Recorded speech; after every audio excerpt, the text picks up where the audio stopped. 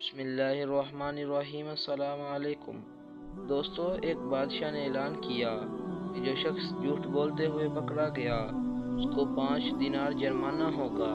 لوگ ایک دوسرے کے سامنے بھی ڈرنے لگے کہ اگر جھوٹ بولتے ہوئے پکڑے گئے جرمانہ نہ ہو جائے۔ ادھر بادشاہ اور وزیر بیس بدل کر شہر میں گھومنے لگے۔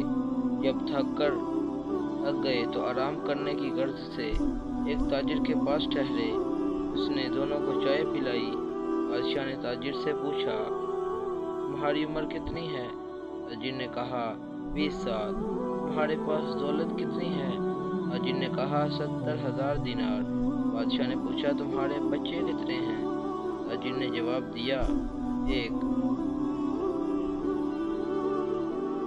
واپس آ کر انہوں نے سرکاری دفتر میں تاجر کے کوائف اور جائیداد کی پڑتال کی۔ اس کے بیان سے مختلف تھی۔ بادشاہ نے تاجر کو دربار میں طلب کیا تو وہی 3 سوالات دہرائے۔ تاجر نے وہی جوابات دیے۔ بادشاہ نے وزیر سے کہا، اس پر 15 دینار جرمانہ عائد کرو، سرکاری خزانے میں جمع کرا دو، کیونکہ اس نے 3 جھوٹ بولے ہیں۔ سرکاری کاغذات میں اس کی عمر 35 سال ہے۔ اس کے پاس 70,000 سے زیادہ دینار ہیں۔ اس کی 5 لڑکے ہیں۔ تاجر نے کہا،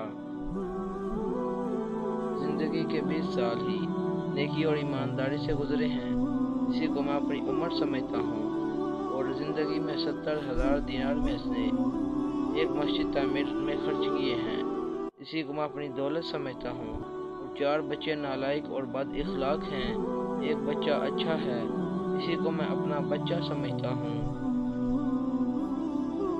یہ سن کر بادشاہ نے جرمانے کا حکم واپس لے لیا۔